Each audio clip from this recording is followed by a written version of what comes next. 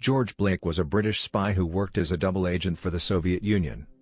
He became a communist and decided to work for the MGB while a prisoner during the Korean War. He was born in Rotterdam in the Netherlands in 1922, the son of a Protestant Dutch mother, and a Sephardi Jewish father who was a naturalized British subject. He was named George after King George V of the United Kingdom. His father, Albert Behar, served in the British Army during the First World War. While Albert received the Meritorious Service Medal, he embellished his war service when recounting it to his wife and children, and concealed his Jewish background until his death. The Behars lived a comfortable existence in the Netherlands until Albert's death in 1936. The 13-year-old Behar was sent to live with a wealthy aunt in Egypt, where he continued his education at the English school in Cairo. He later attended Downing College, Cambridge, to study Russian. While in Cairo, he was close to his cousin Henri Curiel, who was later to become a leader of the Communist Democratic Movement for National Liberation in Egypt. In 1991, Blake said that his encounter with Curiel, who was a decade older and already a Marxist, shaped his views in later life. When the Second World War broke out, Behar was back in the Netherlands. In 1940, Germany invaded and quickly defeated the Dutch military. Behar was interned but released because he was only 17, and joined the Dutch resistance as a courier. In 1942, he escaped from the Netherlands and traveled to Britain via Spain and Gibraltar, reaching London in January 1943. There, he was reunited with his mother and his sisters, who had fled at the start of the war. In 1943, his mother decided to change the family name from Behar to Blake. After he reached Britain, Blake joined the Royal Navy as a sub-lieutenant before being recruited by the Secret Intelligence Service in 1944. For the rest of the war, Blake was employed in the Dutch section.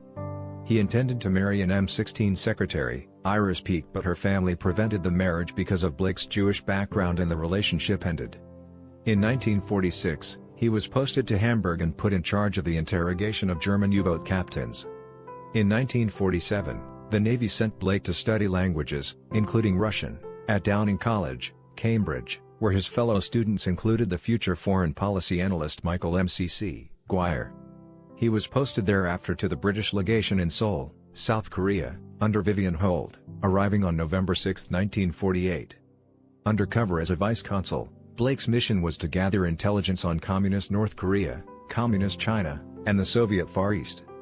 The Korean War broke out on June 25, 1950, and Seoul was quickly captured by the advancing Korean People's Army of the North. After British forces joined the United Nations Command defending the South, Blake and the other British diplomats were taken prisoner. As the tide of the war turned, Blake and the others were taken north, first to Pyongyang and then to the Yalu River. After seeing the bombing of North Korea, and after reading the works of Karl Marx and others during his 3-year detention, he became a communist. At a secret meeting arranged with his guards, he volunteered to work for the Soviet Union's spy service, the MGB. Following his release in 1953, Blake returned to Britain as a hero, landing at RAF Abingdon. In October 1954, he married M16 Secretary Gillian Allen in St. Mark's Church in London. In 1955, he was sent by M16 to work as a case officer in Berlin, where his task was to recruit Soviet officers as double agents.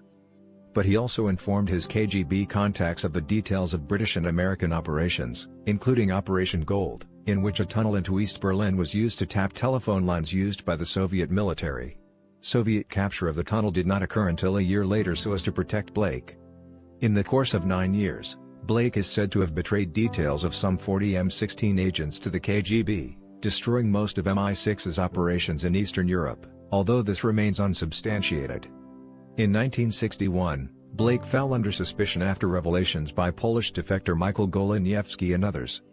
He was arrested when he arrived in London after being summoned from Lebanon, where he had been enrolled at the Middle East Center for Arabic Studies. 3 days into his interrogation, Blake denied he was tortured or blackmailed by the North Koreans. Without thinking what he was saying, he stated that he had switched sides voluntarily. He then gave his M16 interrogators a full confession. The maximum sentence for any one offense under Section 1 of the Official Secrets Act 1911 is 14 years, but his activities were divided into 5 time periods charged as 5 offenses and, in May 1961 after an in-camera trial at the Old Bailey, he was sentenced to the maximum term of 14 years consecutively on each of 3 counts of spying for a potential enemy and 14 years concurrently on both the 2 remaining counts. a total of 42 years imprisonment, by the Lord Chief Justice, Lord Parker of Waddington.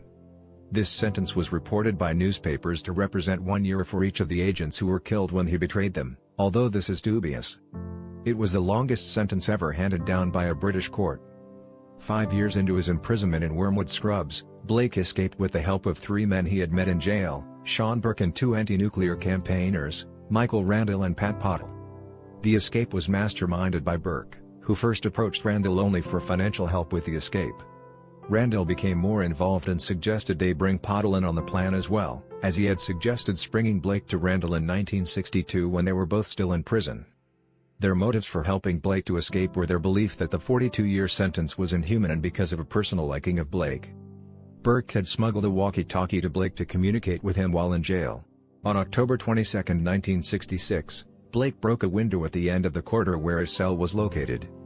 Then between 6 and 7 p.m., while most of the other inmates and guards were at the weekly film showing, Blake climbed through the window, slid down a porch and made his way to the perimeter wall.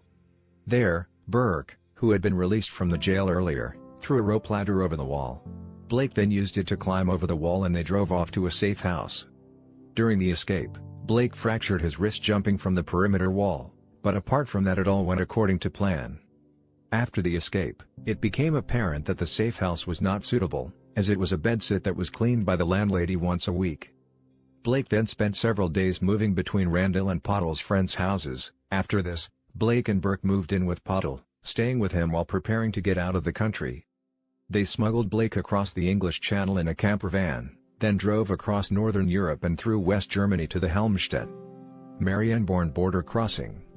Having safely crossed the border without incident, Blake met his handlers in East Germany and completed his escape to the Soviet Union. In November 1966, his wife Jillian, with whom he had 3 children, began divorce proceedings against him, and in March 1967 Mr. Justice Orr granted a decree nisi in Blake's absence, on the grounds that the conviction of a spouse for treason can amount to cruelty or constructive desertion. Custody of their 3 sons, Anthony, James, and Patrick, was awarded to Jillian. This caused Blake a good deal of grief, though he knew that Jillian would have struggled to settle into life in the Soviet Union. In 1990, Blake published an autobiography No Other Choice. The book's British publisher had paid him about £60,000 before the government intervened to stop him profiting from sales. He later filed a complaint charging the British government with human rights violation for taking 9 years to decide on his case, and was awarded